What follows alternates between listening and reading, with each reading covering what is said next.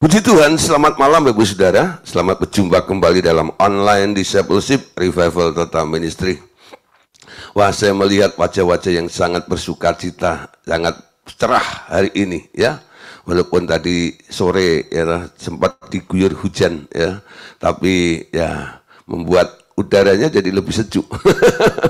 Oke Bapak Saudara, malam hari ini kita akan langsung kepada materi yang akan kita bahas pada malam hari ini. Tema yang akan kita bahas malam hari ini adalah tentang pelepasan, ya, tentang pelepasan. Nah, saudara, memang kalau bicara pelepasan pasti orang berpikir, wah nanti ditengking langsung sama Pak Gideon gitu ya. Ada yang sudah siap kantong kresek, ada yang sudah siap koran. Saudara, sebelum hal itu dilakukan, memang nanti akan ada prakteknya, yaitu praktek pelepasan, ya.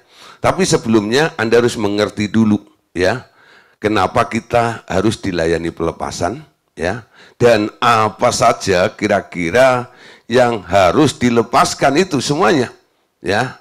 Nah, tanpa pengertian, nanti kadang-kadang hanya mengikuti perasaan, emosi, ya, no? Ya, temannya ikut muntah, temannya ikut menguap, gitu ya. Cuman angka ikut saja, ya. Tapi dengan memahami, mengerti, dan Anda akhirnya mungkin bisa mendeteksi, oh ternyata di dalam diri saya ada hal-hal yang harus dilepaskan. Mungkin sesuatu yang pernah mengikat dalam kehidupan Anda. Atau mungkin Anda karena pergaulan, karena lingkungan dan sebagainya, lalu ada intervensi. Sehingga ada hadirnya roh-roh yang masuk ke dalam diri Anda, yang membuat banyak merusak khususnya bagian jiwa Anda itu loh. Ya, sehingga di dalam jiwa Anda akhirnya terkumpul roh-roh yang bersifat jahat menjadi karakter di dalam kehidupan kita semuanya. Oke, Bapak Saudara, kita akan langsung saja ya tentang pelepasan ini. Saudara, untuk mendasarinya, sekarang kita akan melihat ya di sini. Baca dulu 1 Tesalonika 5 ayat yang ke-23. Semoga Allah damai sejahtera menguduskan kamu seluruhnya, dan semoga roh, jiwa, dan tubuhmu terpelihara sempurna tanpa cacat pada kedatangan Yesus Kristus Tuhan kita. Ini merupakan sebuah doa atau permohonan atau kerinduan dari seorang hamba Tuhan besar namanya Paulus ya. Paulus mengharapkan kalau bisa, sehingga dipakai kata semoga ya. Semoga Allah damai sejahtera itu menguduskan kamu ya, menguduskan kamu seluruhnya. Ya, dan semoga, perhatikan, roh, ya semoga roh, jiwa, dan tubuhmu terpelihara sempurna tanpa cacat pada kedatangan Yesus Kristus Tuhan kita. Nah, dari apa yang ditulis oleh Paulus ini, ya, sekarang kita mulai mengerti akan adanya bagian-bagian di dalam diri manusia itu. Ternyata yang sering kita dengar, saudara, adalah bahwa manusia itu terdiri roh, ya, terdiri dari roh, jiwa, dan tubuh. Namun ada satu bagian lagi yang menimbulkan tanda tanya, yakni nyawa, ya. Nah, jadi yang sering secara familiar, secara umum kita selalu kalau ditanya manusia itu terdiri dari 3 bagian ya. Karena kenapa? Jawaban itu selalu bunyinya seperti itu. Itu karena berdasarkan 1 Tesalonika 5 ayat 23 tadi, ya. Dikatakan semoga Allah damai sejahtera menguduskan kamu seluruhnya, dan semoga roh, jiwa, dan tubuhmu ini, ya. Jadi kata roh, jiwa, dan tubuhmu itu ditujukan kepada manusia, bahwa di dalam dirinya ada roh, jiwa, dan tubuh. Sehingga roh, jiwa, dan tubuh menjadi bagian manusia ini, 3 hal ini menjadi familiar ya, menjadi hal yang sering kita dengar. Namun saudara, kita tahu ya, kita sering juga mendengar istilah nyawa ya. Saya ini dari kecil bergereja jemaat di gereja Pantai Kusta di Indonesia. Ya, kenapa dari kecil? Karena orang tua saya pendetanya, ya, pendetanya. Jadi saya itu anak pendeta GPDI, saya sekolah Alkitab di GPDI, ya. Nah, saudara, setelah itu baru pelayanan, saya di luar GPDI lagi, ya. Tapi saya dari kecil mengenal satu lagu begini, ya. Ini lagu kuno, mungkin ada yang belum pernah mendengar karena belum bertobat waktu itu. Lagunya begini, ya. Tubuh nyawaku, roh dan jiwaku. Kenapa ini mesti saya munculkan, saudara?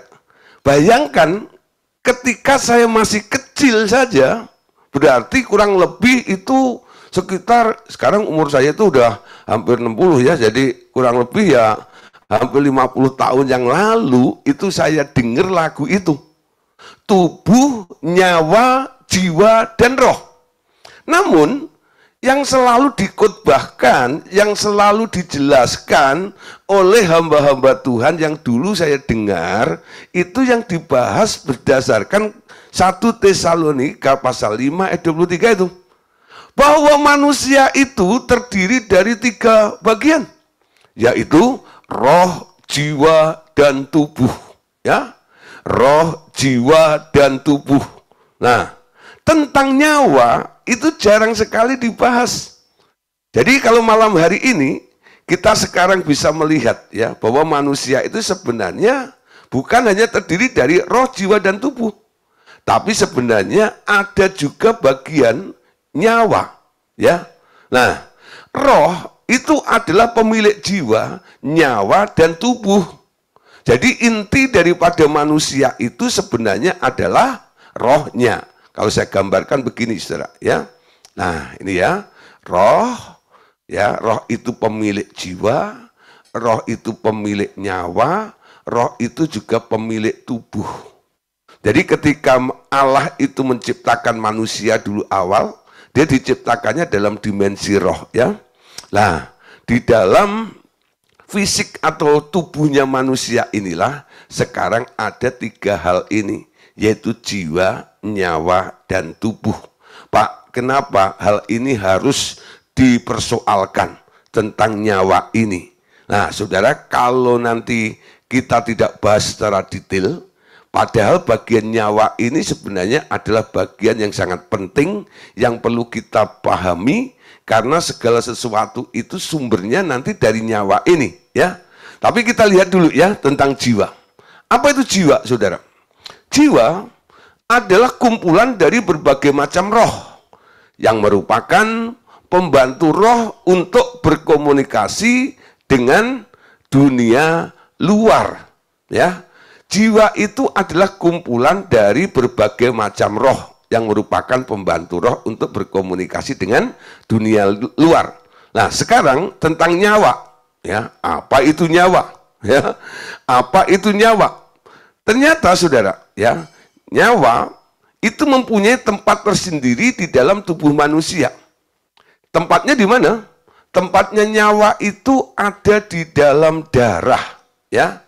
Alkitab mengatakan bahwa di dalam darah satu makhluk itu ada nyawanya. Jadi boleh kami simpulkan bahwa nyawa adalah hidup atau life seseorang atau binatang.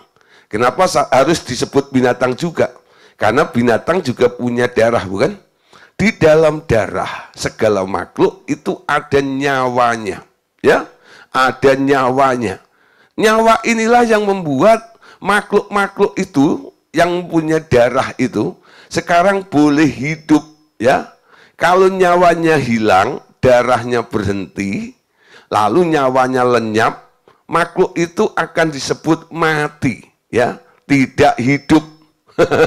Ya, nyawa itu, ya, itu penting sekali di sini bahwa nyawa itu adalah bagian yang membuat manusia itu jadi eksis. Kalau tadi dikatakan jiwa itu adalah kumpulan dari berbagai macam roh yang merupakan pembantu roh untuk berkomunikasi dengan dunia luar. Apa maksudnya? Jiwa adalah kumpulan dari berbagai macam roh. Saudara, ya, jiwa itu saya gambarkan seperti sebuah kantong, ya, sebuah kantong. Nah, kantong itu awalnya kosong. Karena ada nyawa, ada life, manusia itu, makhluk itu menjadi hidup, lalu makhluk hidup itu atau manusia yang hidup ini mulai membuat sebuah progres di dalam hidupnya. Kita tahu ya, dalam perjalanan kehidupan Anda, coba Anda lihat, dari Anda belajar sesuatu, akhirnya Anda punya sifat, betul? Ya, Anda belajar mengasihi, lalu Anda punya sifat kasih. Anda belajar untuk bersabar, ya, akhirnya Anda punya sifat sabar. Anda belajar untuk tekun, lalu Anda sekarang punya sifat tekun. Nah, yang saya sebut sifat-sifat itu tak lain tak bukan adalah roh, ya, yang dihasilkan oleh nyawa ketika orang itu hidup, darahnya mengalir, nyawanya bikin progres. Nah, nanti kalau sudah baku karena Anda latih, Anda develop dalam diri Anda lakukan berulang-ulang menjadi sebuah sifat karakter dalam hidup Anda, sekarang menjadi satu roh, bentuk roh. Roh sabar, roh kasih, roh nurut, roh tekun, dan sebagainya. Itu disimpannya di dalam jiwa manusia itu. Ya, di dalam jiwa manusia itu. Jadi boleh dikatakan bahwa isinya jiwa itu tergantung progres daripada nyawanya. Kalau nyawanya itu progresnya ke arah yang jahat, saudara, nanti jiwa seseorang itu akan banyak terisi dengan sifat-sifat karakter atau roh-roh yang jahat juga, ya. Nah, kalau selama hidupnya orang itu males gitu ya, apa yang terjadi? Orang itu jadi pemalas, bukan? Kenapa orang jadi pemalas? Karena punya roh, punya tabiat, punya karakter, punya sifat malas. Sifat malas. Nah, nanti kalau itu sudah menjadi sebuah identitas dalam dirinya, nanti orang akan menyebut orang itu sebagai si pemalas. Ya toh? Nggak usah diajarin, itu otomatis bisa. Karena apa? Rohnya sudah ada, roh pemalas itu sudah ada di dalam dirinya. Ada kesempatan untuk malas, dia jadi malas. Ya, marah umpama gitu. Dia nggak bisa mengendalikan emosinya. Lalu dia bisa jadi pemarah. Kenapa orang jadi pemarah? Karena di dalam jiwanya, di kantong jiwanya itu sekarang terisi roh atau sifat yang bersifat marah seperti itu loh. Dan sebagainya. Nanti Anda bisa ambil contoh sendiri apa yang sedang terjadi dalam kehidupan Anda. Dengan mengerti seperti ini, sekarang kita mulai bisa memahami bahwa jiwa Anda itu tak lain tak bukan adalah sebuah kantong. Isinya apa? Kantong jiwamu itu isinya apa? Ya, selama hidupmu, ya, progresnya apa? Arahnya kemana? Nyawa itu bikin progres apa? Itu yang menentukan, dan hasilnya itu yang akan tersimpan di dalam jiwa Anda. Betul? Nah, sekarang kita mulai ngerti. Ya, sekarang ternyata jiwa saya ini kantong.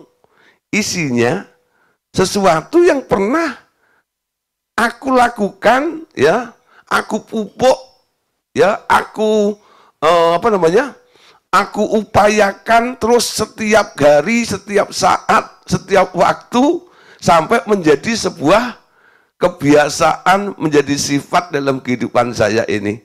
Nah, jadi kalau Anda mungkin satu hari berpikir, kenapa ya aku ini kok jadi pemarah? Jadi orang yang menjadi pemarah itu dapat dipastikan bahwa di dalam jiwanya ada roh marah. Ya, ada roh marah, ya, ada roh marah. Nah, kenapa? Karena Anda nggak melatih diri untuk menguasai diri. Pada waktu kehidupan Anda berjalan itu, nyawa Anda sempat bikin program, lalu menjadi sebuah roh yang ditaruh di dalam jiwa Anda. Nah, sekarang kita lihat, perhatikan tentang nyawa, ya. Nah, di sini nyawa adalah bagian yang memotivasi hidup seseorang dan mendorong munculnya rancangan.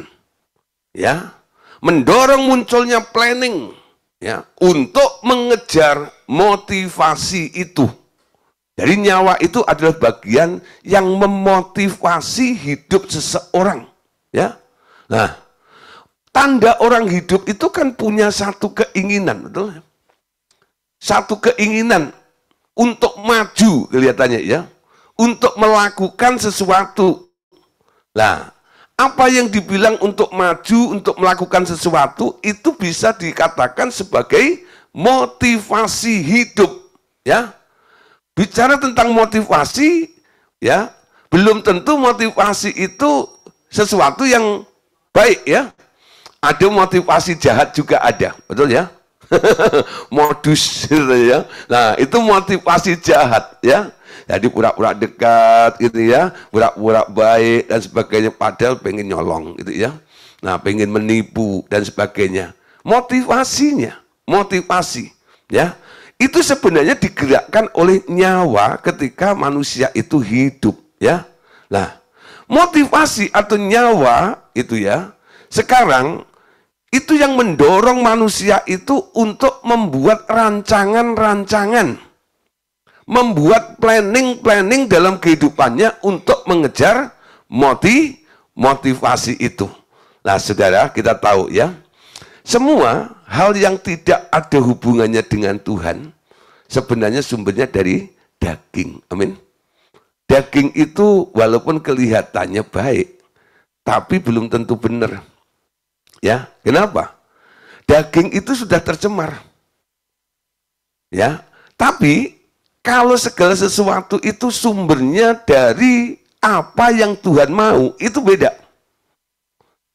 Kenapa? Segala sesuatu yang dari Tuhan itu adalah hal yang kudus, hal yang mulia, hal yang murni, dan hal yang benar, bukan?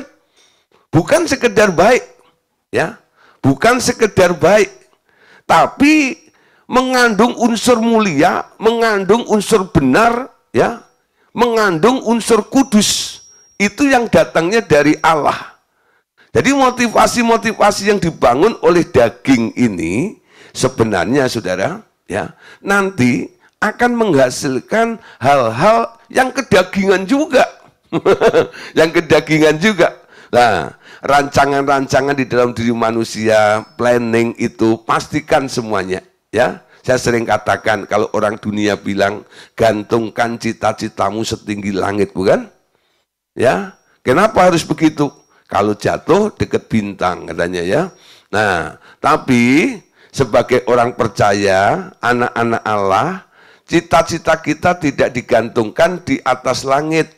Gantungkan cita-citamu di hatinya Allah. Firman Tuhan katakan, janganlah kamu bodoh, tetapi usahakanlah untuk mengerti kehendak Allah. Hidup dalam kehendak Allah, melakukan kehendak Allah. Bukan rancangan kita sendiri, bukan planning kita sendiri.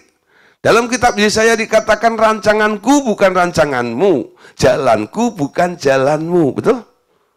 Jadi rancangan manusia itu nggak pernah sama, nggak pernah sinkron, nggak pernah searah, nggak pernah selaras dengan rancangannya Allah. Ya, kenapa? Karena di dalam hati manusia itu, firman Tuhan dalam kitab Yeremia dikatakan, hati manusia itu liciknya luar biasa. Oleh karena itu orang yang lahir baru sekarang diberi hati yang baru, hati yang taat, hati yang nurut kepada Tuhan. Nah, penggunaan hati penting juga. Untuk apa? Supaya motivasi kita ini sebenarnya bukan murni motivasi kita sendiri, tapi ada yang intervensi di dalam kehidupan kita. Karena kita mengetahui kehendak Allah dan kita mau melakukan kehendaknya, makanya kehendak dialah, rancangan dialah, planning dialah yang akhirnya kita lakukan. Amin. Nah, saudara, hati-hati dengan penggunaan nyawa di sini. Jadi nyawa itu merupakan satu faktor yang sangat penting yang perlu diperhatikan geraknya. Ya. Nyawa adalah hidup. Nyawa ada di dalam darah. Artinya, selama manusia itu hidup, nyawanya mulai beroperasi, bikin progres. Progres apa yang dibuat oleh nyawa itu? Nah, di sini penting sekali, ya. Masalah nyawa itu kalau tidak cepat ditangani, cepat didisiplin dan ditundukkan kepada Allah, hasilnya nanti nggak bisa maksimal dan nggak bisa sempurna. Pasti akan ada banyak hal yang buruk yang terjadi dalam kehidupan orang tersebut. Nah, saudara, tentang tubuh sekarang, ya. Apa itu tubuh? Tubuh adalah rumah dari roh dan jiwa dan nyawa, ya. Kalau Anda punya handphone, ya, jadi kadang-kadang Anda beli handphone, ya, lalu jatuh atau tergores gitu, ya. Aduh, handphone bagus-bagus, ya. Samsung harganya 14, 15, 16 juta itu, ya. Waduh gitu, ya. Tadi kegores gini, aduh gimana ya? Kayak cacat itu, ya. Nggak enak lihatnya goresan itu. Apa Anda lakukan? Ke toko aksesoris, beli casing. Handphonemu nggak rusak, saudara, ya tahu. Tapi yang lecet itu cuman casingnya, ya. Tubuh manusia itu tak lain tak bukan hanya casing, ya. Casing dari roh, jiwa, dan nyawa. Dari sini sekarang kita akan masuk, saudara, ya. Sekarang bandingkan, saudara, dengan sebuah komputer, ya. Semua pasti pernah menggunakan komputer, ya. Apalagi zaman-zaman COVID itu, wah semuanya online, itu, ya. Sekolah online, ya. Ibadah online dan sebagainya. Pakai handphone terlalu kecil, akhirnya beli komputer, ya, atau laptop. Bandingkan dengan sebuah komputer, ya, di mana ada CPU atau Central Processing Unit, ya.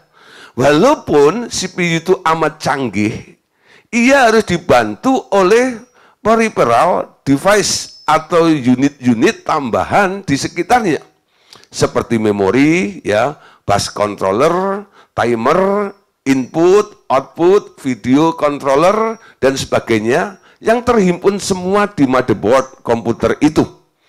Itu adalah jiwa komputer, staf pembantu dan pelaksana proses-proses yang dikerjakan dengan komputer itu, ya. Jadi komputer itu, ya, casingnya itu kan mereknya macam-macam, ada Asus, ada Acer, ya, nah dan sebagainya. Nah, di mana di situ ada CPU-nya tadi, ya.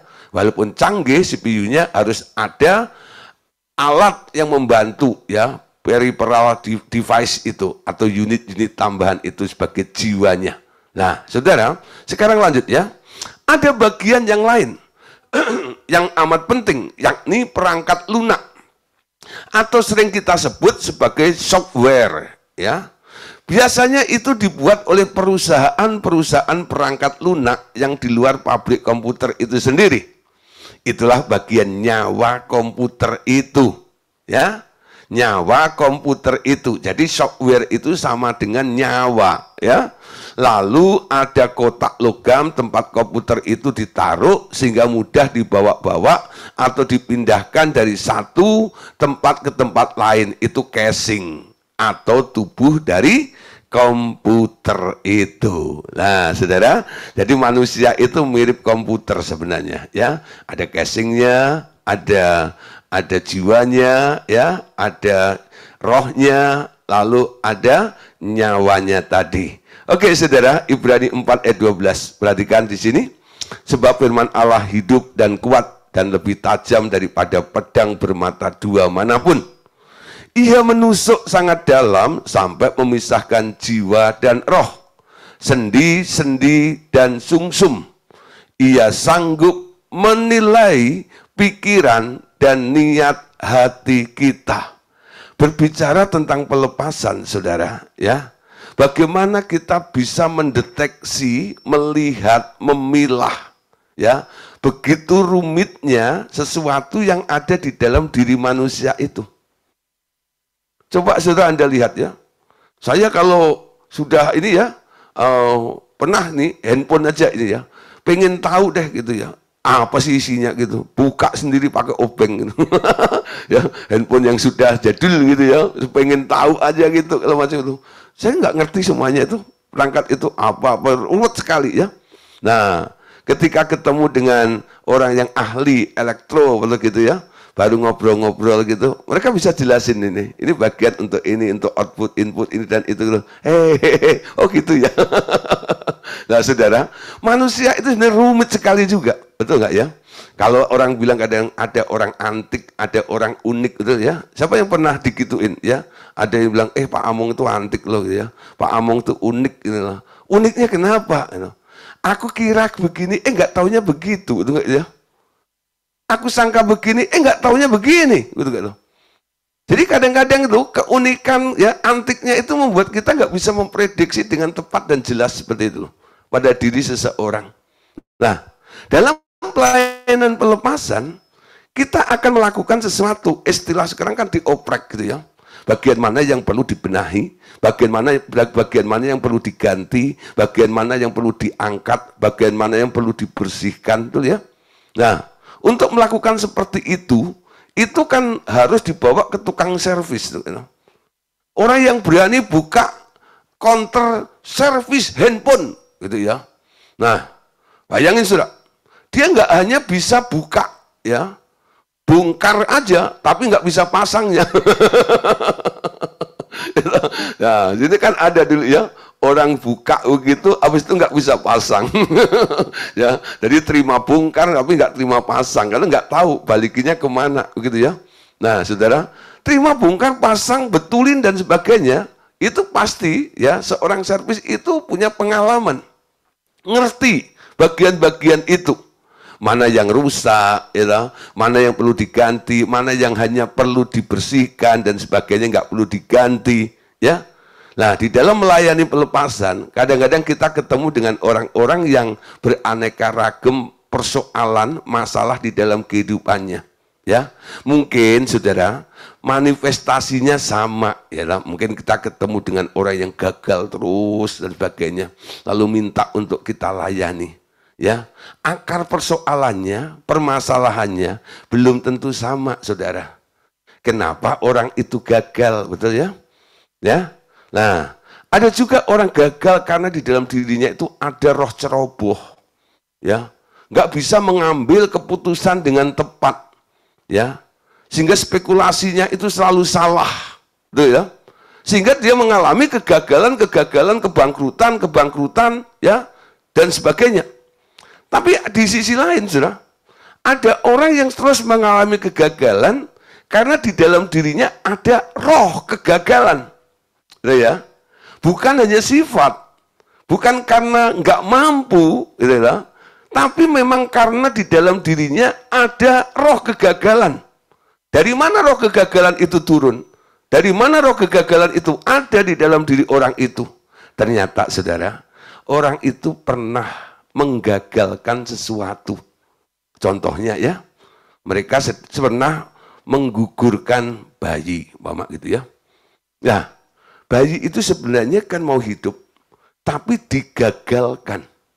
Karena dia menggagalkan, makanya ada roh kegagalan yang nempel di dalam orang itu. Usaha apapun gagal, saudara. Kenapa? Ada roh kegagalan itu. Ya. Nah, di sini ini, makanya firman Tuhan tadi katakan, kenapa kita harus jeli? Bagaimana kita bisa mendeteksi itu dengan mudah? Firman Tuhan katakan, firman Allah itu hidup dan kuat, lebih tajam daripada pedang bermata dua manapun. Ia menusuk sangat dalam sampai memisahkan jiwa, roh, sendi, dan sungsum. Ia sanggup menilai pikiran dan niat hati kita. Amin. Nah, saudara, dengan mengandalkan kuasa Roh Kudus, ya, selalu bertanya kepada Bapa dan Tuhan Yesus, ketika kita mau melayani, nanti pasti akan ada konfirmasi dari mereka, dari Tuhan, ya, tentang apa penyebabnya dari orang yang sedang kita layani itu. Ya, firman itu lebih tajam, sanggup memisahkan, sanggup menilai. Amin. Nah, saudara, jangan asal Anda asal hantem kromo aja gitu, enggak. Jadi kadang-kadang dalam pelayanan ini Tuhan juga memberikan karunia, bukan? Karunia discernment, karunia membedakan roh, ya, membedakan roh. Nah, ada apa di dalam diri orang itu, roh apa yang menguasai orang itu, ya. Nanti akan ada konfirmasinya. Anda akan bisa mengetahui, mendeteksinya. Dan apa yang Anda ketahui, lalu Anda katakan, nyah keluar, roh kegagalan dalam nama Tuhan Yesus. Firman itu sanggup membelah, memisahkan tadi itu.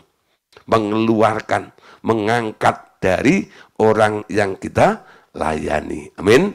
Matius 26 ayat 41. Berjaga-jagalah dan berdoalah supaya kamu jangan jatuh ke dalam pencobaan.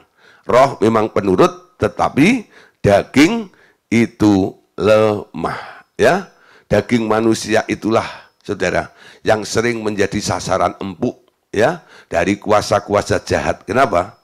Dia punya sifat lemah, ya, lemah, lemah. Makanya sering dihajar oleh roh-roh itu. Kejadian 9 ayat 5. Tetapi mengenai darah kamu, yakni nyawa, aku akan menuntut balasnya.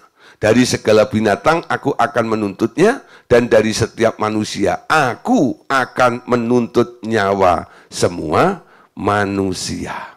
Ya, nah saudara, tentang nyawa, nggak peduli itu nyawa manusia, ataupun nyawa binatang, di sini dikatakan, mengenai darah, ya, yakni nyawa kamu, atau nyawa di dalam darah kamu, aku akan menuntut balasnya. Dan segala binatang aku akan menuntutnya. Dari setiap manusia aku akan menuntut nyawa sesama manusia. Ya, nanti ada ceritanya ini tentang darah yang menuntut, ya.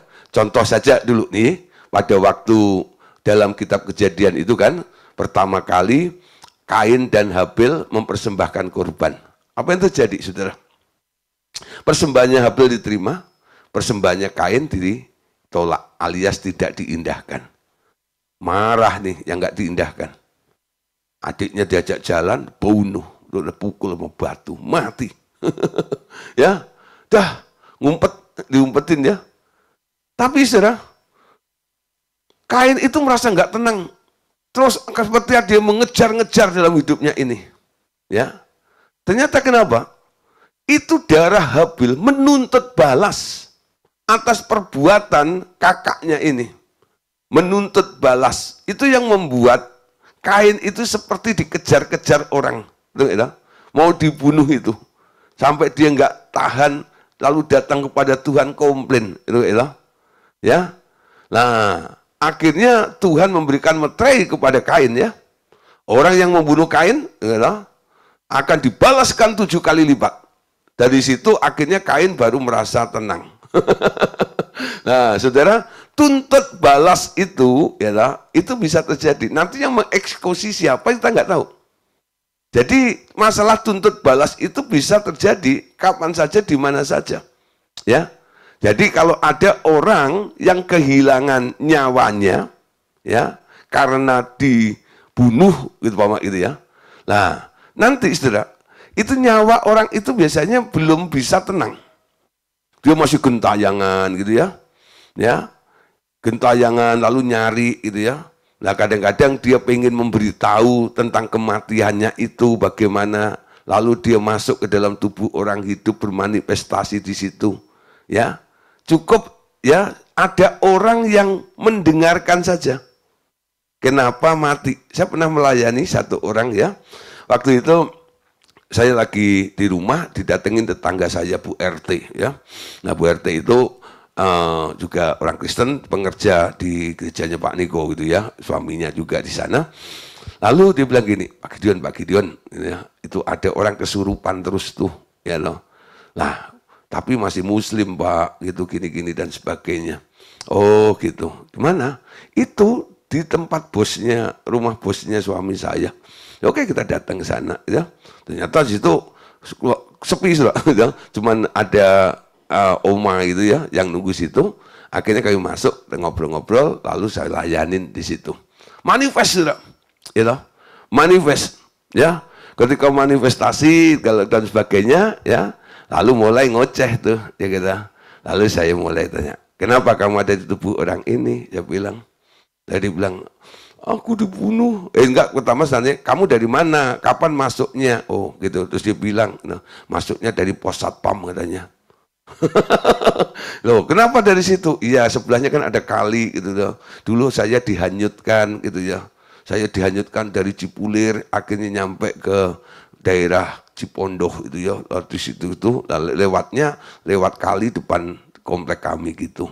Ya. Nah, terus dia bilang, "Lah, kenapa kamu matinya gimana?" No, iya, saya dibunuh. Nah, habis itu saudara ya, terus dia terus bermanifestasi, saya doain tenang gitu ya. Nah selesai, lah karena waktu nggak cukup karena saya harus mesti pelayanan, saudara. Ternyata sorenya itu ada saudaranya dari Cianjur datang itu ngundang Pak Haji sudah untuk melayani dia. Ya habis itu saya bilang udahlah nggak punya kesempatan lagi ya. Tapi yang menjadi perenungan saya begini, gitu ya. Itu roh, gitu, bermanifestasi, gitu. Dia nggak minta untuk disembuhkan, dia nggak minta untuk bela dan sebagainya. Dia cuma memberitahu bahwa dia mati, gitu, dihanyutkan dari Cipulir terus segala macam begini, gitu ya. Nah, tapi nggak sebut secara detail, enggak. Jadi cuma memberitahu, gitu ya, memberitahu hal seperti itu. Dari sini sudah dari pengalaman-pengalaman seperti ini, kadang-kadang sudah memang nyawa itu suka nuntut balasnya seperti itu. Ya. Kalau dia mungkin ya ada dendam di dalam dirinya sebelum dia mati itu penuh dengan dendam jiwanya, dia pengen balas dendam, mungkin beritanya lebih detail lagi. Tolong ya, laporin polisi ya, tangkep dia ya. Tapi beritanya nggak sampai ke situ, saudara ya. Nuntut bales. Amin. Oke, saudara. Sekarang kita perhatikan ya. Perhatikan, selama ini pelayanan pelepasan hanya berurusan dengan roh-roh jahat yang memasuki jiwa dan tubuh seseorang, tanpa mengerti bahwa nyawa juga memerlukan penanganan lebih khusus, ya. Nah, karena ini harus dijelaskan lebih khusus, ya, pelayanan untuk nyawa ini saat ini kita pisahkan dulu, ya, dalam pelajaran berikutnya nanti setelah materi pelajaran pelepasan ini. Oke, saudara, sekarang kita mau masuk, ya, kenapa orang harus dilepaskan. Pertama, saudara, kita harus bisa membedakan antara dosa dan setan, ya. Kita harus bisa membedakan antara dosa dan setan. Apa itu dosa dan apa itu setan? Ya. Apa itu dosa dan apa itu setan? Banyak orang belum mampu membedakan antara dosa dan setan. Sehingga ada yang menolak pelayanan, ya, menolak pelayanan pelepasan dengan berkata, bukankah kita seorang dibaptiskan semua dosa sudah diampuni Tuhan? Apa perlunya ditengking-tengking lagi? Banyak orang kadang-kadang begitu, ya. Kan waktu kita baptis, kita terima Tuhan Yesus, ya, kita kan sudah dikuduskan, kita sudah diampuni semuanya. Kenapa sekarang perlu ditengking-tengking lagi? Nah, saudara, untuk menjelaskan ini, kita bisa menjelaskan seperti ini. Saudara, bila seseorang berbuat dosa, pintu jiwanya terbuka dan setan masuk ke dalam diri orang itu. Ketika ia menyesal dan bertobat serta minta ampun akan dosa itu, Allah setia dan adil. Itu menghapus catatan dosanya di buku perbuatan baik, ya, perbuatannya di surga, ya. Jadi bila seorang berbuat dosa, pintu jiwanya terbuka dan setan masuk ke dalam diri orang itu. Contoh, saudara, ya. Anda tahu siapa yang berbuat dosa pertama kali? Kalau Alkitab mencatat secara umum disebut Adam, betul? Tapi sebenarnya pelaku dosa pertama kali adalah Hawa, betul? Hawa. Sejak kapan Hawa berbuat dosa? Sejak kapan Hawa berbuat dosa? Ya, sejak kapan? Orang pikir sejak dia makan, kan? Sebenarnya sejak dia berdiri di depan pohon itu. Ya, kenapa dia ada di situ? Lalu dia pengen, betul nggak ya? Kan bukankah firman Tuhan katakan, jangan makan itu. Kenapa dia pengen ada di situ? Sebenarnya itu adalah dosa yang sudah ada di dalam pikiran benaknya itu loh. Itu yang membuat iblis lebih mudah untuk intervensi, untuk masuk ke dalam Hawa. Kalau Hawa nggak ada di dekat pohon itu, pertanyaannya, apakah iblis bisa intervensi? Halo? Kenapa iblis intervensi? Karena Adam dan Hawa ada di dekat pohon itu. Kalau dia nggak ada di pohon itu, dekat pohon itu, selama itu kan iblis nggak nyuruh dia makan, bukan? Dia disuruh makan ketika dia ada di tempat itu. Nangkep ya, maksud saya? Gitu ya. Jadi perbuatan dosa itu ya secara fisik mungkin setelah dia makan, ya. Tapi sebenarnya dia sudah melanggar titah Tuhan ketika dia mulai mengingini. Lucifer, nah ini contoh, betul? Dia dilempar ke bumi karena berbuat dosa, betul? Dinyatakan berbuat dosa. Apakah Lucifer pernah naik ke tahtanya Allah Bapa? Enggak pernah. Apa yang dilakukan oleh Lucifer? Dia baru pengen. Aku hendak, aku hendak, aku hendak, aku hendak. Karena begitu banyak kehendaknya itu, lalu ketahuan oleh Allah, akhirnya dinyatakan, Lucifer, kamu berdosa. Betul? Nah, hukum anugerah memberitahu pada kita. Ya, hukum Taurat bilang jangan membunuh. Betul? Hukum Taurat bilang jangan berzina. Betul? Hukum anugerah bilang, melihat dan mengingini itu sudah dosa. Nangkep ya? Hukum Taurat bilang, kalau kamu berzina, kamu dosa. Hukum anugerah bilang, kamu melihat dan mengingininya, kamu berdosa. Nah, sekarang ngerti ya? Bila seseorang berbuat dosa, pintu jiwanya terbuka. Dan setan masuk ke dalam diri orang itu. Anda belum nyolong, tapi Anda pengen nyolong, betul nggak? Akhirnya, itu akan membuka akses, membuka pintu bagi setan untuk masuk mendorong Anda. Ayo, kalau nggak berani kan, nanti tak bantu. Ayo, gitu ya.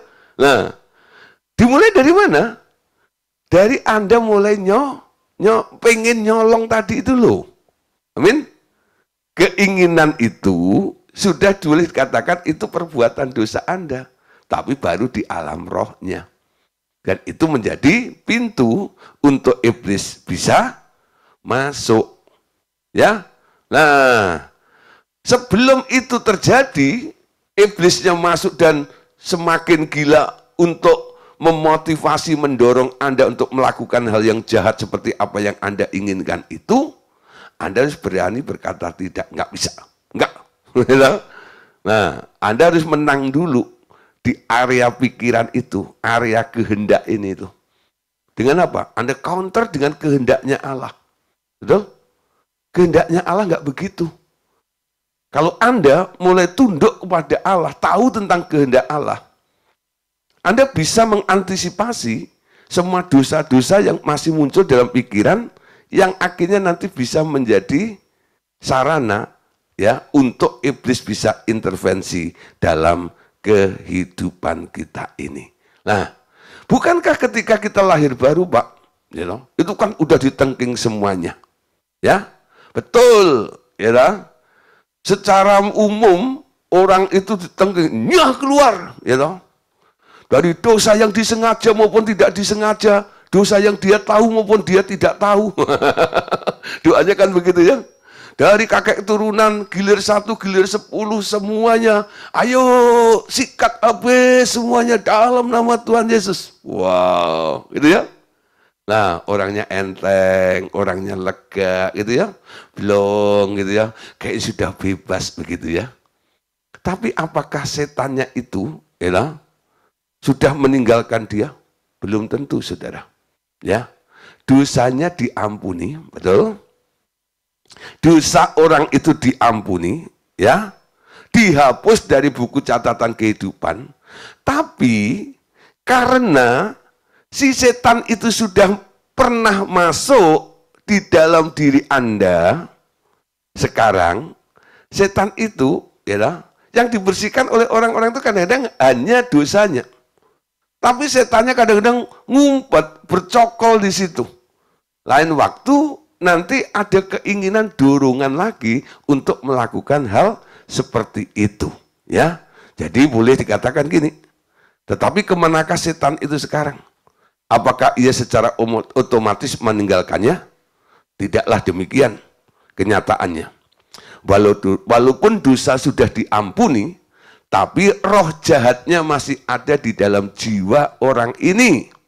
Nah, nanti pada saat ia lemah, orang itu lemah, ya, roh itu akan mengajaknya berbuat dosa lagi. Kapan orang itu lemah? Ketika Anda kecewa, ketika Anda jengkel, betul gak itu? Ketika Anda patah semangat, ketika Anda sedang ogah-ogahan, gitu ya. Itu situasi yang disebut lemah. Ketika kondisi itu terjadi dalam kehidupan Anda, setan yang atau roh-roh jahat yang ada di dalam diri Anda itu mulai beroperasi. Tadi dikatakan roh itu penurut, daging itu lemah. Amin. Dosa memang diampuni menurut 1 Yohanes 1 ayat 9. Baca sama-sama ya. Jika kita mengaku dosa kita, maka ia setia dan adil, sehingga ia akan mengampuni segala dosa kita dan menyucikan kita dari segala kejahatan. Harusnya pelayanan pelepasan itu melakukan dua aspek, ya. Jadi menyadarkan orang itu untuk minta ampun kepada Tuhan supaya diampuni dosanya. Lalu yang kedua dilakukan apa? Bongkar semua roh-roh yang pernah bercokol di dalam diri orang itu. Dari mana tahunya? Nah, kalau Anda punya karunia discernment, mungkin Anda bisa langsung mendeteksi. Tapi kalau tidak, melalui konseling, ya. Melalui Anda konseling orang itu, nanti dia mungkin mulai cerita nih, gitu ya. Kisahnya seperti Hawa tadi. Aku ketipu sama iblis gara-gara aku deket pohon itu. Kenapa kamu dekat? Ya karena aku pengen, ya, aku penasaran. Kenapa Tuhan Allah itu melarang kita makan buah itu ya, gitu ya. Jadi waktu kita konseling seseorang, kadang-kadang kita menemukan seperti itu loh, ya. Kita cari akar persoalannya sampai akhirnya kenapa orang itu mau tunduk melakukan apa yang diperintahkan iblis, betul nggak itu? Kenapa kamu berzina? Dia cerita nanti, gitu. Dulu tuh saya tuh benci sekali sama pezina itu loh, ya. Saya punya om tukang berzina, saya nggak mau ngomong sama dia, gitu loh. Tapi kenapa ya saya jatuh dalam perzinahan? Lalu minta dilayani seperti itu. Nah, si konselornya ini harus apa? Harus mengkorek sampai akarnya. Kapan iblis mulai masuk mendorong dia untuk berzina itu? Ya, kapan? Nah, nanti akan ketemu akarnya. Ini pekerjaan konselor, menangani konseli, ya. Nah, jadi perkara seperti ini kadang-kadang bisa lebih cepat dalam mendeteksi, ya tergantung jam terbang dari konselor itu, ya. Biasa terlatih, ya, dalam mengorek atau mencari tahu akar persoalan dari konseli, ya, itu dibutuhkan jam terbang juga. Ada orang tanya sama Pak Gideon, kok bisa ngerti sampai akhirnya tahu begini segala macam. Ya dulu saya nggak bisa juga, you. Nah awal-awal saya itu cuma lihat aja dulu senior saya Pak Andreas itu, oh cara ngelayani orang itu begini. Ya kenapa Pak Andreas ditanya begini dulu, gini, ya. Lalu saya tanya pada beliau, Pak, kenapa mesti gini? Ya, kita harus temukan akar masalahnya, ya. Oh gitu ya Pak. Saya coba itu, ya bukan berhasil, enggak, kayak jalan buntu juga itu. Tapi saya enggak menyerah, saudara. Lama-lama loncer, saudara. Tahu, gitu, cara menangani gitu loh, ya. Cara mengoreknya itu bagaimana, ngomongnya dari mana dan sebagainya. Akhirnya ketemulah akar persoalannya di situ. Amin. Nah, sekarang pertanyaannya, kapan setan itu memasuki seseorang? Nah, kapan setan memasuki seseorang? Ya. Kapan setan itu memasuki seseorang? Nah, kira-kira kapan nih dia masuk dalam diri Anda? Nah, di sini nih saya kasih gambarannya. Saat ia mulai memikirkan sesuatu yang bukan pikiran Allah. Gitu ya. Saat ia mulai memikirkan sesuatu yang bukan pikiran Allah. Dosa sudah mengintip di ambang pintu, yakni muncul sebagai pikiran jahat. Ya. Kapan setan masuk dalam diri seseorang? Saat ia mulai memikirkan sesuatu yang bukan pikiran Allah. Kalau bukan pikiran Allah, pikiran siapa? Ya pikiranmu sendiri. Betul? Pikiranmu sendiri. Jadi banyak orang mengalami kejatuhan gitu dan sebagainya. Karena apa? Karena mulai dari berpikir, betul nggak ya? Mulai dari berpikir. Nah, ketika kita terima Tuhan Yesus, dikuduskan, dibaptis dan sebagainya, lalu Paulus itu memberikan saran, bukan?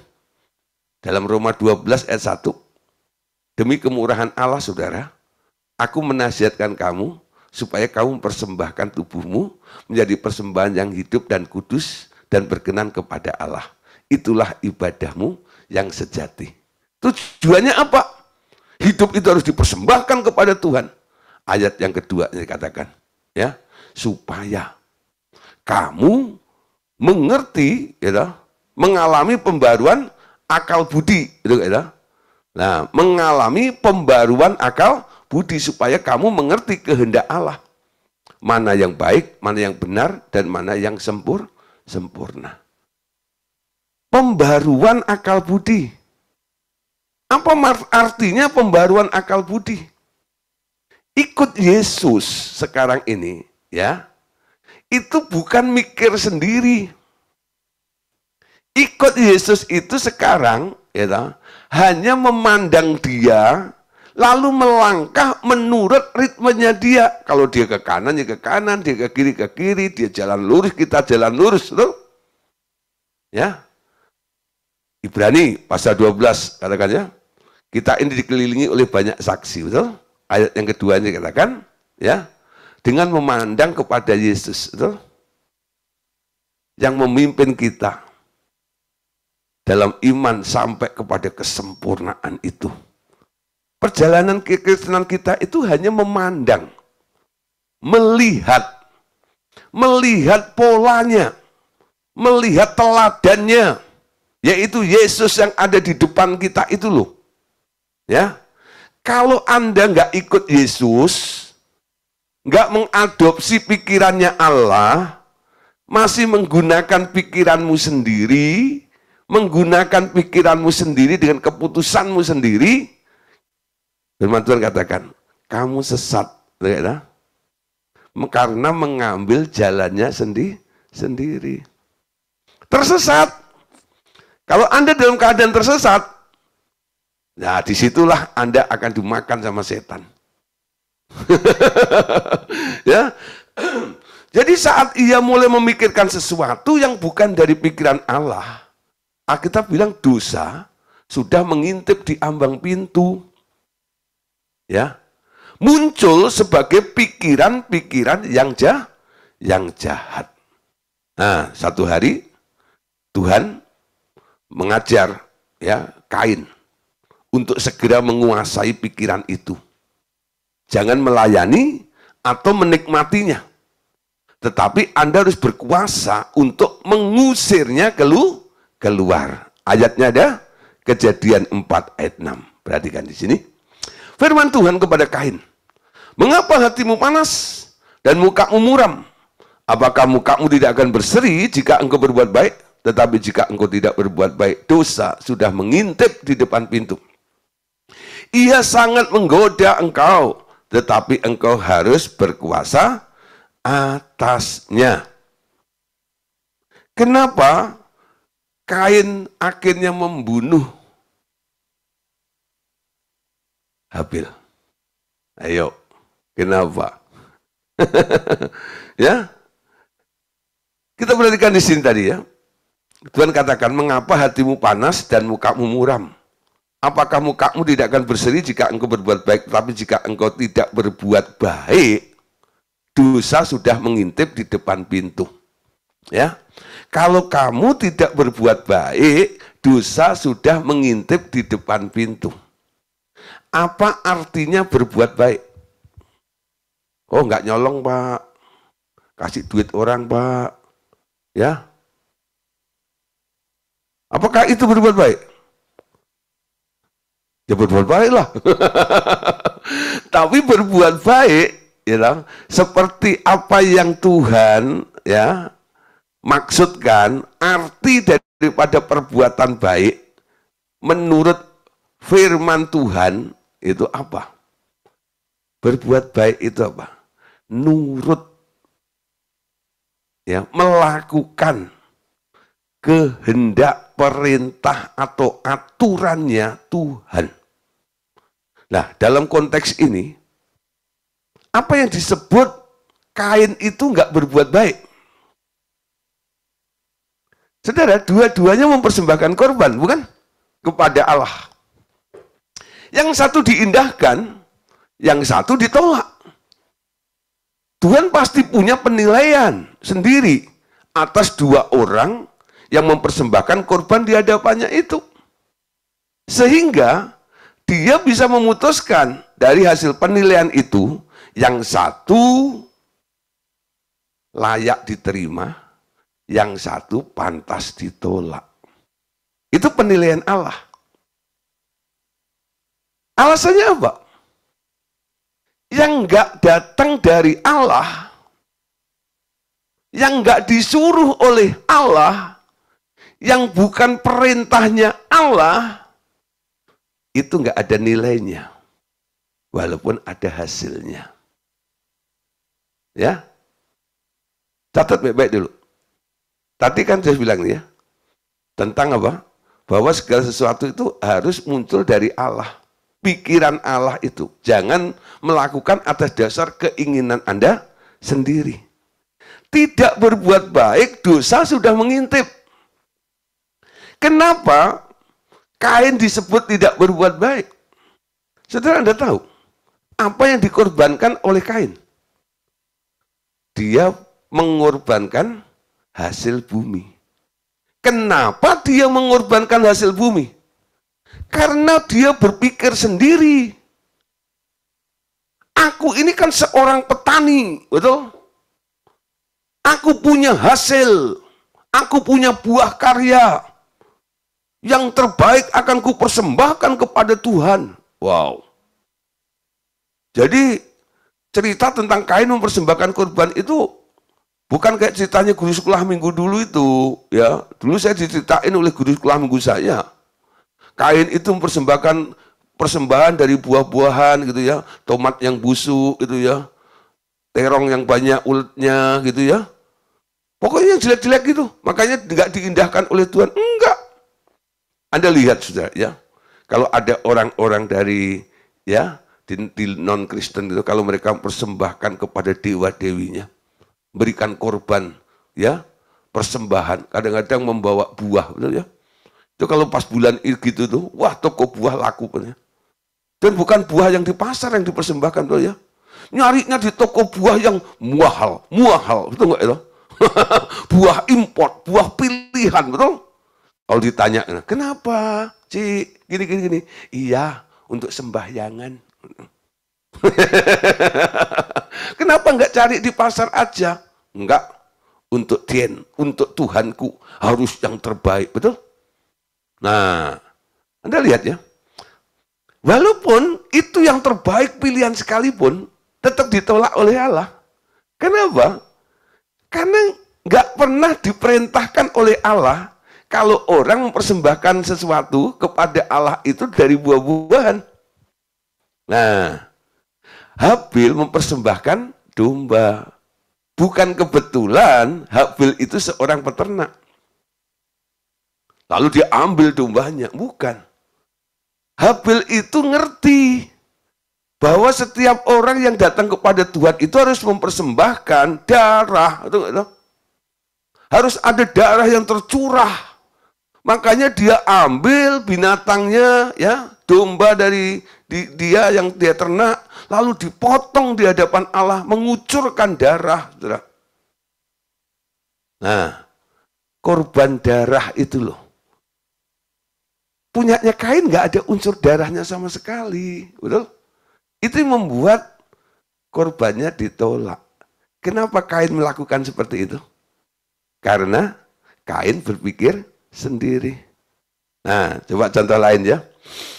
Nanti pada akhir zaman, saudara, ada orang-orang yang berseru, bukankah aku yang bernubuat demi namamu? Bukankah aku yang mengusir setan demi namamu? Udah ya? Berbuat baik kelihatannya ya, melayani Tuhan, amin. Ya. Tapi Alkitab itu mengatakan, Matius 7 ya, Anda ada lihat di situ, Tuhan berkata, aku akan berterus terang, enyah hei pembuat kejahatan, berarti bukan perbuatan baik, dipandang jahat oleh Tuhan. Apanya yang jahat? Menyembuhkan orang sakit, bernubuat ini dan itu. Nah, saudara, jangan Anda lihat hasilnya. Hebatnya orang itu berbuat baik, penuh mujizat dan sebagainya. Tapi apa yang dilakukan itu atas dasar perintah Tuhan atau bukan? Ada orang yang menyembuhkan orang sakit, diperintahkan Tuhan, betul ya? Disuruh Tuhan. Ada yang karena keinginan orang itu sendiri, tujuannya apa? Untuk populer, ya. Nggak usah untuk populer lah, kadang-kadang hanya supaya meringankan beban orang itu. Kasihan deh, kadang-kadang gitu loh. Melayani dasarnya kasihan. Melayani itu dasarnya adalah dengar Tuhan ngomong, lakukan apa yang diperintahkan kepadamu, betul? Baru ada nilainya. Gak sembarang melakukan sesuatu apa yang Anda pikir baik, kalau itu di luar konsepnya Allah, di hadapan Allah, itu tetap jahat. Amin? Nah, saudara, tadi dikatakan, tidak berbuat baik, dosa sudah mengintip di depan pintu. Ngapain orang ngintip? Ya, ada rumah kosong nih. Kalau ada ngintip-ngintip di jendela. Ngapain ngintip? Ada orang nggak ya? Ada barangnya nggak ya? Nah, jangan sampai dia sudah dobrak pintunya, buka jendelanya. Katanya rumahnya kosong, nggak ada apa-apanya. Mungkin diintip-intip dulu. Ngintip tujuannya untuk sesuatu yang jahat. Jadi katakan dosa itu selain mengintip, dia juga sangat menggoda. Amin. Gak ada orang jatuh, dalam perjinahan, bos, direktur atau manajer jatuh sama apa nenek-nenek nggak ada, pasti sama sekretarisnya itu ya, yang bajunya kurang bahan gitu ya, belum jadi sudah dibawa kabur gitu ya. Nah, sehingga jadi you can see, I can see, gitu ya. Nah, kayak gitulah. Gitu. Apa yang dilakukan oleh itu supaya kainnya kurang, belum selesai jahit dibawa kabur? Untuk menggoda, betul nggak itu? Memang dosa itu sangat menggoda. Ya? Tapi Tuhan bilang, tetapi engkau harus berkuasa atasnya. Seberapapun besar pengaruh dari godaan dosa itu, Anda bisa berkata tidak. Kenapa Anda berkata tidak? Karena di dalam hatimu ada roh takut akan Tuhan. Anda punya prinsip dasar. Standar dalam kehidupan Anda adalah, saya hanya mau melakukan apa yang Tuhan perintahkan. Amin. Nah, pola ini sedang kami bangun dalam pelayanan khususnya. Setiap saya melayani orang, gitu ya, dulu saya berpikir, apa yang harus aku lakukan untuk orang itu? Atau kadang-kadang saya tanya sama orangnya, Bu, apa yang harus aku lakukan untuk Ibu? Itu ya, dua perkara itu sebenarnya manusiawi, saudara. Munculnya dari saya atau dari dia, gitu ya. Saya melakukan karena dia minta, saya melakukan karena saya pengen. Tapi sekarang saya mau bangun pola yang baru. Ketika Tuhan mengizinkan mempertemukan saya dengan beberapa orang yang harus dilayani, saya tanya Tuhan, apa yang engkau mau lakukan terhadap orang itu melalui saya? Saya nggak mau melakukan sesuatu yang dipandang jahat oleh Tuhan. Ya, tapi saya mau melakukan sesuatu yang ada nilainya. Karena apa? Sesuatu itu adalah perintah Tuhan. Nah, ini konteks rohani nih. Kalau dalam kehidupan Anda sehari-hari, mikir sendiri membuat kita jatuh dalam dosa. Kenapa? Akses untuk iblis masuk itu sangat lebar. Karena keinginan kita. Ya, oke, ya. Matius 16 ayat 23. Tadi kan? Maka Yesus berpaling dan berkata kepada Petrus. Yesus berpaling dan berkata kepada Petrus, "Nyahlah iblis, engkau suatu batu sandungan bagi kami. Sebab engkau bukan memikirkan apa yang dipikirkan Allah, melainkan apa yang dipikirkan manusia." Saudara, dulu saya nggak mengerti ayat ini, sempat bingung, ya. Kenapa Yesus menyebut Petrus iblis, ya? Di sini ada yang pernah saya sebut iblis gitu? Bayangin saudara, ini Yesus, amin, punya murid 12 yang selalu setia mengikuti dia, gitu ya. Lalu ketika Tuhan Yesus itu memberitahukan tentang bahwa kematiannya sudah dekat, betul? Anak manusia sebentar lagi diserahkan. Dan kamu akan tercerai-berai seperti domba yang kehilangan gembalanya. Petrus nggak terima. Jiwa patriotismenya luar biasa. Nggak boleh terjadi. Ya, jangan mati. You know? Kalau ada yang berani macam-macam dengan engkau, saya akan membela ini. Ini ada 2 pedang, katanya.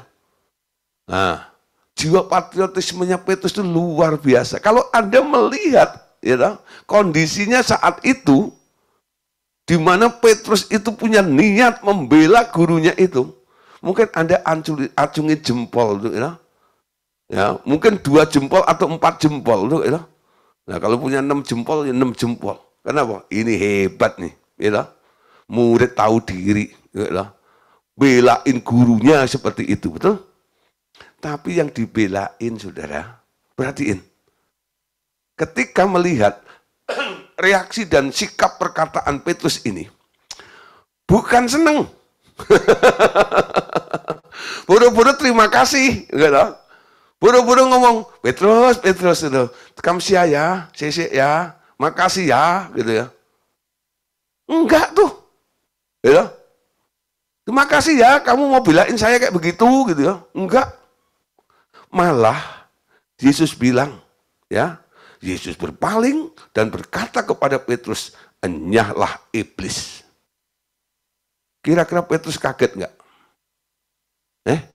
Kira-kira Petrus kaget nggak? Kagetnya luar biasa. Apakah niatnya Petrus itu jahat? Apakah niatnya Petrus itu kayak Yudas yang akan menyerahkan Yesus? Enggak, betul enggak ya? Niatnya Petrus itu supaya gurunya tidak dibunuh. Betul ya? Supaya gurunya tidak mati. Oh. Tapi, ya, Yesus bilang, kamu iblis. Alasannya apa? Nah, ayatnya harus Anda baca ya. Berarti ini. Maka Yesus berpaling dan berkata kepada Petrus, enyahlah iblis. Amin. Alasannya ini. Engkau suatu batu sandungan bagiku. Sebab engkau bukan memikirkan apa yang dipikirkan Allah, melainkan apa yang dipikirkan manusia. Tuhan Yesus nggak setuju. Walaupun pikirannya Petrus itu bukan pikiran jahat, menurut manusia. Tapi Tuhan menilai beda. Petrus, kamu batu sandungan bagiku. Petrus nggak sadar. Yesus itu disuruh turun ke bumi untuk apa sih sebenarnya? Dia lahir untuk kami. Oh, dia mati untuk kami.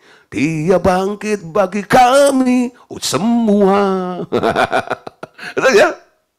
Kalau Yesus nggak mati, Anda yang mati, betul? Dia mati untuk menebus kita. Amin. Itu rencananya Allah. Supaya Yesus mati. Itu enggak itu?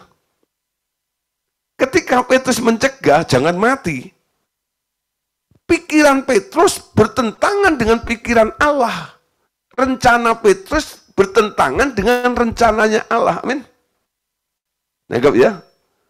Nah, belum tentu apa yang Anda pikirkan kelihatannya baik, itu sesuai dengan rencana Allah. Nah, ya. Engkau satu batu sandungan bagiku, bukan memikirkan apa yang dipikirkan Allah, melainkan dipikirkan oleh manusia. Ya. Nah, alasan Petrus itu apa sebenarnya? Selain dia mau membela gurunya, sebenarnya alasan yang kedua adalah jangan mati. Kalau engkau mati, siapa nanti yang kasih 5 roti 2 ekor ikan? Siapa yang gini ya? Nah, dia sudah terlalu nyaman dengan Tuhan Yesus itu. Nah, saudara, kan banyak ya orang-orang setelah Yesus mati pada kabur, pergi dan sebagainya. Nah, saudara, kadang-kadang pikiran iblis, gitu, melalui apa yang Anda pikirkan, bisa masuk intervensi gitu. Nyah iblis, yang ditegur itu bukan fisiknya Petrus, tapi Yesus itu sedang menunjuk, ya, satu oknum, satu pribadi, sebuah roh yang bersarang di pikirannya Petrus. Enyahlah iblis. Yang dimaksud bukan Petrusnya. Memang di dalam diri Petrus itu ada iblis yang sedang bercokol. Nangkep ya? Nyah iblis dari hadapanku. Engkau batu sandungan bagiku. Engkau merasuk muridku ini. Sehingga muridku akhirnya melarang aku mati. Tuh? Itu semua karena ada yang mengendalikan. Yaitu si iblis tadi itu. Hati-hati dengan keinginan, saudara. Ya, ketika engkau ingin Yesus tetap hidup, nah, karena kalau Yesus hidup enak, nyaman dan sebagainya, lah di situ dipakai oleh si iblis. Dia mulai masuk dari keinginan Petrus itu. Ya, nah, saudara, ini luar biasa, ya. Terus berikutnya, ya, sedikit lagi ya. Juga ucapan yang salah. Nah, selain pikiran, saudara, ucapan yang salah selalu memberi kesempatan roh jahat memasuki diri seseorang dan mengarahkan orang itu kepada perbuatan-perbuatan yang keliru. Nah, selain pikiran, pintu akses bagi setan masuk ke dalam diri manusia adalah ucapan atau mulut Anda. Ya, 1 Petrus pasal 3 ayat 10. Siapa yang mau mencintai hidup dan mau melihat hari-hari baik, ia harus menjaga lidahnya terhadap yang jahat dan bibirnya terhadap ucapan yang menipu. Ya, siapa yang mencintai hidup dan mau lihat hari-harinya baik, harus jaga lidahnya, ya, dari ucapan yang menipu. Ya, hati-hati di sini, ya, dengan lidah Anda. Ya, jangan Anda ikutin prinsip orang dunia. Memang lidah tak bertulang. Ya. Kalau lidahmu ada tulangnya, wah, bingung Anda lagi. Ya. Memang lidah nggak bertulang. Ya. Nah, tapi saudara, kita harus bisa menguasai lidah kita ini. Nah, barang siapa mau mencintai hidup dan mau melihat hari-hari baik, ia harus menjaga lidahnya terhadap yang jahat dan bibirnya terhadap ucapan-ucapan yang menipu. Amin. Ya, hati-hati dengan ucapanmu. Amin. Engkau diselamatkan dengan ucapanmu, engkau disalahkan dengan ucapanmu, betul? Dengan hati orang percaya dan dibenarkan, dengan mulut orang mengaku dan diselamatkan. Kalau omonganmu benar. Tapi kalau omonganmu ini salah, omonganmu yang salah itu juga membawa kamu kepada kesalahan. Kenapa orang ngomong? Karena perasaannya terganggu kadang-kadang. Betul? Karena muncul apa yang dia rasakan, apa yang dia lihat, apa yang dia dengar, itu membuat kadang-kadang mulutnya nggak tahan mesti ngomong. Ya. Ketika tanganmu kejepit pintu, mulutmu ngomong apa? Enak gitu ya. Ketika tanganmu kejepit pintu gitu, mulutmu ngomong apa? Enak gitu. Waduh. Ya. Ketika ada yang menginjak kakimu, walaupun dia nggak sengaja lagi lari gitu, tahu-tahu menginjak kakimu dan dia pakai sepatu tentara itu, cuek gitu, sampai bengkak macam itu. Ketika keinjak itu langsung refleks, mulutmu ngomong apa?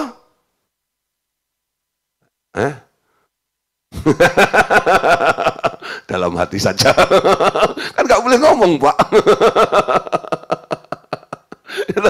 Saya pun nggak akan ngomong. Betul nggak ya? Anda tahu maksudnya itu pasti ngomong apa? Coba ya. Nah, coba itu ya. Ketika Anda lagi ya jualan gitu ya, jualan nggak laku-laku, nggak ada yang beli gitu ya, Anda bilang apa? Sial nih. Gitu kan. Nah, kata-kata sial itu ditangkap sama setan. Dijadiin sebuah alasan. Sepanjang hari itu Anda sial terus. Kenapa? Mulutmu yang ngomong, gua sial. Ya. Walaupun keadaannya memang nggak ada yang beli, Anda harus bisa bernubuat terhadap dirimu sendiri. Nah, besok akan saya bahas ini, selanjutnya nanti ya, tentang posisi anak Allah. Kita punya otoritas dan sebagainya, termasuk otoritas untuk mengusir roh-roh jahat itu. Ya, ada otoritasnya. Anda bisa mengubah, mengendalikan. Jangan Anda tunduk dengan keadaan itu, lalu mulutmu ngomong seperti itu. Walaupun faktanya seperti itu. Ada beberapa orang kadang-kadang datang konseling ya. Pak, gini, Pak. Aduh Pak, capek semuanya Pak, sakit ini Pak, gini. Ya, saya bilang nih, siapa bilang capek? Siapa bilang sakit? Ngomong kosong. Pak, bener Pak, bener Pak. Bilang gitu ya. Nah, ya, siapa bilang? Gitu. Tujuan saya Pak, jangan ngomong gitu ya. Siapa bilang capek? Omong kosong. Coba bilang begitu. Siapa bilang saya bangkrut? Omong kosong. Siapa bilang saya sakit? Omong kosong. Pak, apakah itu nggak bohong? Kalau Anda ngomong sendiri, ya bohong. Tapi kalau Anda tahu tentang kehendak Allah atas hidup Anda nggak bohong. Kenapa? Ketika Anda bilang siapa bilang, saya seperti keadaan saya ini. Tuhan punya rencana yang lebih indah daripada keadaan saya. Itu alasan Anda berani berkata siapa bilang. Amin. Saya seperti ini. Itu nggak bohong. Nah, kadang-kadang kita ini selalu ditundukkan dengan keadaan situasi sehingga mulut kita salah ngomong. Nanti baca sendiri ya, Yakobus pasal 3 ayat yang kedua. Ya. Manusia itu sering salah dalam banyak hal. Tapi orang yang nggak salah ngomong adalah orang yang bisa mengendalikan seluruh tubuhnya. Tubuhmu, hidupmu mau apa? Itu dikendalikan oleh omonganmu. Amin. Omonganmu salah, omonganmu kacau. Nanti roh jahat itu akan memanfaatkan itu. Ketika dia ditegur oleh Tuhan, kenapa kamu lakukan itu terhadap si A? Habis dia ngomong gitu, nih barangnya. Betul? Jadi iblis sendiri itu sebenarnya tertib. Dia melakukan sesuatu, pasti ada alasannya. Orang yang salah ngomong sering dipakai untuk alasan iblis, setan bisa intervensi dan masuk ke dalam diri Anda. Ya, oke, nah, saudara, puji Tuhan ya. Jadi hari ini sampai di sini dulu, ya. Coba camkan baik-baik dulu, ya. Perlu nggak Anda dilayani pelepasan? Jangan Anda berpikir kan sudah dibaptis. Udah gak perlu dilepaskan dong, udah kudus. Bedakan antara setan dan roh jahat, amin. Nah, sekarang kita lihat, ya, setan itu dia mengintip terus, ketika pintunya kebuka sedikit, dia langsung nyelonong, masuk. Pintunya itu apa? Pintunya itu apa yang Anda inginkan, apa yang Anda pikirkan. Ya, bukan pikirannya Allah. Yang kedua, omonganmu yang salah. Itu jadi landasan, jadi alasan kenapa dia intervensi untuk melakukan hal yang buruk dalam kehidupan kita semuanya. Amin. Nah, saudara, sampai di sini ya. Kita akan berjumpa lagi hari Senin nanti. Nah, untuk melanjutkan materi berikutnya. Oke, kita foto dulu ya. Ini di absen dulu ya. Nah, oke.